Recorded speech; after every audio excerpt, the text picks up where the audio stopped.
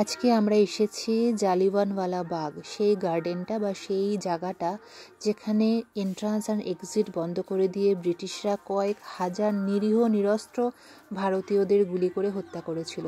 আমরা সবাই এটা ইতিহাসে পড়েছি, সেটা হচ্ছে জালিয়ানওয়ালা বাগ হত্যাকাণ্ড। 1919 সালের কথা, যখন ব্রিটিশ আমলে একটা অ্যাক্ট পাস হয়, সেটা নাম হচ্ছে রলেট অ্যাক্ট। এই অ্যাক্ট পুলিশদের একটা পাওয়ার দিয়েছিল, মানে যে কোনো ভারতীয়কে সন্দেহর বশে তারা গ্রেফতার করতে পারবে। আর এই অ্যাক্টের বিরুদ্ধে মহাত্মা গান্ধীজির ডাকে ভারতীয়রা এই গার্ডেনে এসেছিল একটা পিসফুল প্রোটেস্ট করবার জন্য। আর দিনটা ছিল বৈশাখী 13ই এপ্রিল। কয়েক হাজার ভারতীয় ছিল, তার মধ্যে শিখ, হিন্দু, মুসলিম সবাই এখানে জড়ো হয়েছিল। তারা বৈশাখী উৎসবের সেলিব্রেশন আবার পিসফুল প্রোটেস্টের জন্যও এসেছিল।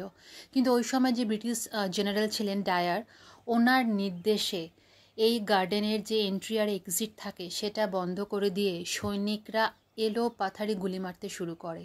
একটা জায়গায় লেখা ছিল যে আঙ্গুর গাছ যদি ঝাঁকানো হয়, যেইভাবে আঙ্গুর পড়ে সেইভাবে মানুষরা মরেছিল একজনের পর আরেকজন।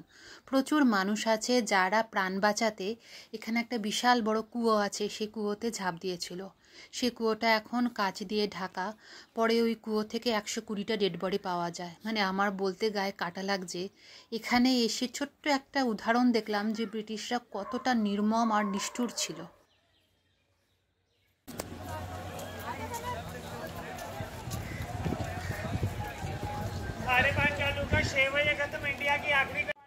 এরপরে আমরা সোজা চলে গেলাম ওয়াঘা বর্ডার। ওয়াঘা বর্ডার হচ্ছে ভারত পাকিস্তানের বর্ডার, মানে অমৃতসর সিটি থেকে 28 কিলোমিটার।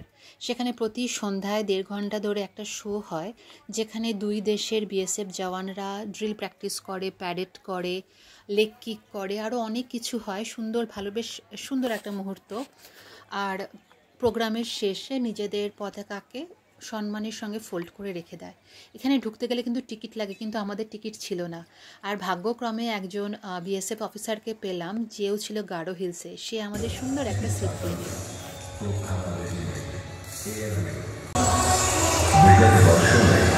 सीमा सुरक्षा बल की तशरीह पंजाब एवं पूर्वोत्तर राज्यों में आतंकरोधी अभियानों की अनेकानेक सफलताएं ऐतिहासिक है।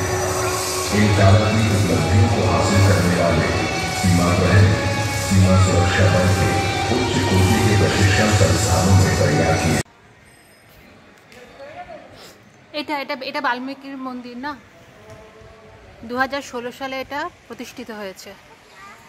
আর ওই সাদা রঙেরটা হচ্ছে লবকুশের জন্মস্থল, যেখানে মাতা সীতা জন্মদান করেছিলেন, ওদের পাঠশালা সমস্ত কিছু এখানে। আজকে আমরা এসে গেছি অমৃতসরের আরেক হিন্দুদের তীর্থস্থান। জায়গাটার নাম হচ্ছে রামতীরথ। কথায় আছে বা বিশ্বাস করা হয় যে এখানে ঋষি বাল্মীকি আশ্রম ছিল। মা সীতা লবকুশের জন্ম এখানেই দিয়েছিলেন। তারপরে লবকুশের পড়াশোনা, পাঠশালা সব বাল্মীকির হাত ধরে এখানে করা হয়েছিল। এটা হচ্ছে নতুন 2016 সালে এই মন্দিরটা করা হয়েছে। ঋষি বাল্মীকির পুরো সোনায় মোড়া এই মূর্তিটা। এর পিছনে একটা মন্দির আছে, কুঠির আছে, যেখানে বসে নাকি ঋষি বাল্মীকি রামায়ণ রচনা করেছিলেন।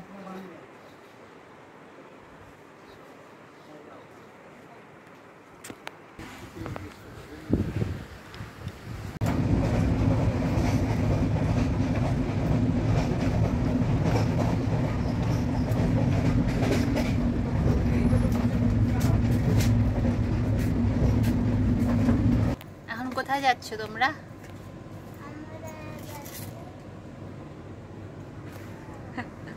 কোথায় যাচ্ছ বলো? এটা কোন জায়গা? চণ্ডীগড়। এটা অমৃতসর। আমরা এখন যাচ্ছি চণ্ডীগড়। বাই।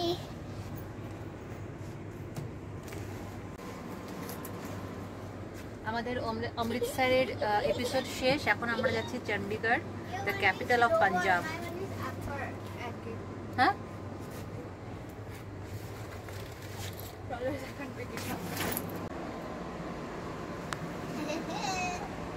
এটা আমাদের অমৃতসর টু চণ্ডীগড়ের আমাদের বক্স। অমৃতসরের মানুষ টাটা, বাই বাই। আমরা আবার আসবো। গোল্ডেন টেম্পল সবাই আসে দেখার জন্য, মানে একটা সার্থক জীবনে গোল্ডেন টেম্পল ভিজিট করে। বাবা স্টপ ইট।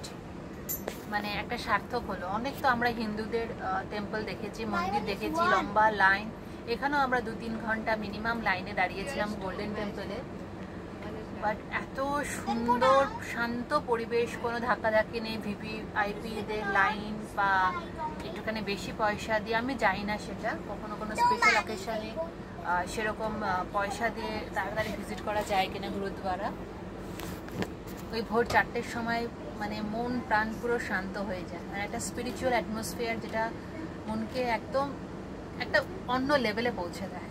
তা সবাই যখনই সুযোগ পাবে ইনভেস্ট করে come to visit Golden Temple. Vaheguru. Sat Sri Akal.